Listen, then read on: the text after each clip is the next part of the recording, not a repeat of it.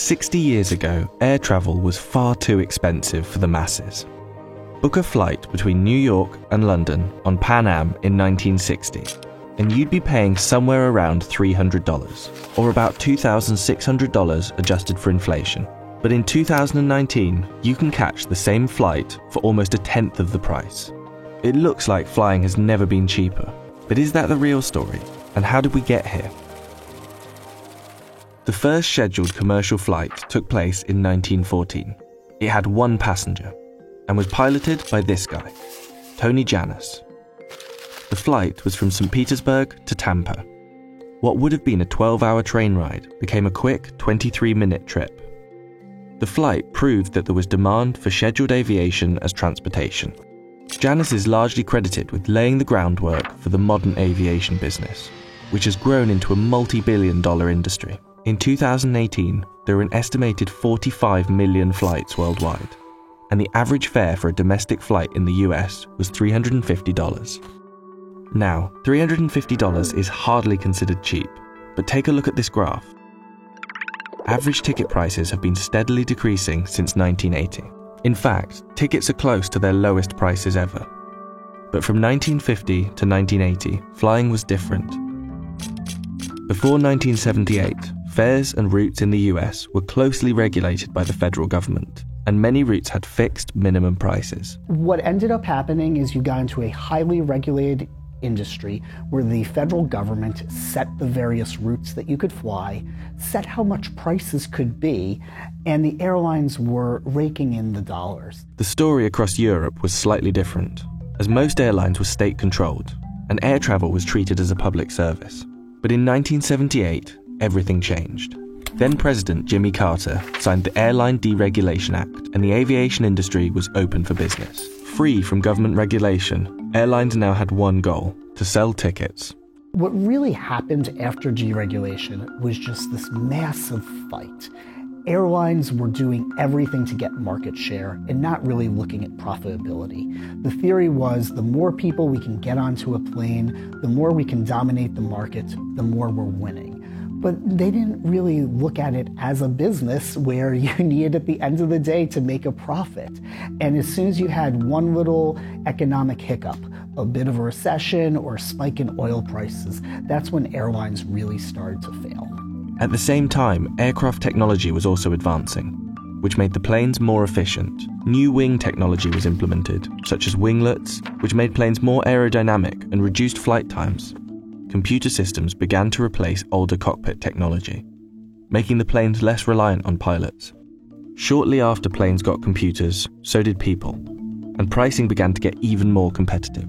Websites like Expedia and Priceline, launched in the late 90s, began to catalogue all of the lowest prices.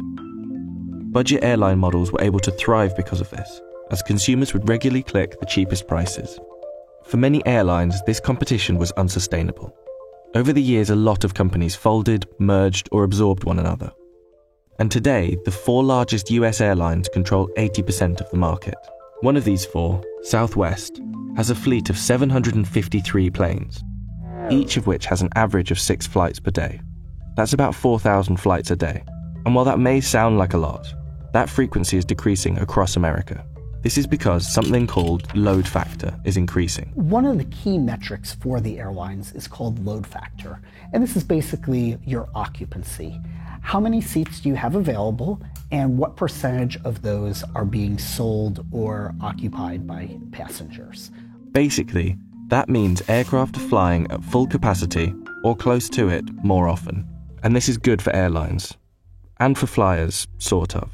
Airlines are able to keep fares low because most of the seats have been sold, which isn't always great for passengers. Ever been the last one on the plane and there's no more overhead luggage space? Or had no room for your legs because the seats are so close together? There are tons of budget airlines around the world.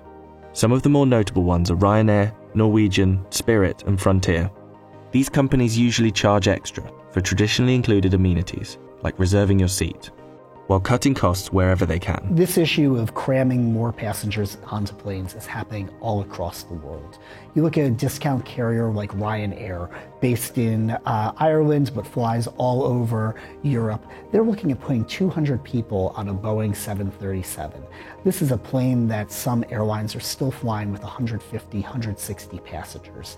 That's really, really crowded, but it maximizes profit. And when you fly in an airline like Ryanair, you know exactly what you're getting. So, take that $320 flight on Norwegian from New York to London. Need anything other than one small piece of hand luggage? The fare jumps to $490. Want a refundable ticket and 2 checked bags? Suddenly you're at $1,379. That's about $100 more than the inflation-adjusted 1977 price, which came with all of those extras included as standard, and more legroom too. And non-budget airlines have seen the potential profit in this budget model. More and more airlines are beginning to charge hidden fees on top of the ticket price, from checking baggage to just choosing your seat. Find the right deals though, and flying can be cheaper than ever. But that original price you saw advertised may be misleading. And the experience that you get these days might not be the most pleasant, as manufacturers continue to cut costs. But the world of bargain budget fares may not last. Aviation emissions are predicted to possibly triple by 2050. And many countries have begun implementing stricter environmental taxes for flights. Overall, there's little that the industry can squeeze out of airfare right now. They're going to get much more efficient with aircraft, and that's going to mean less fuel burning, but the cost of labor is probably not going to go down. You still need good quality people to fly airplane and be your flight attendants and be there for your safety.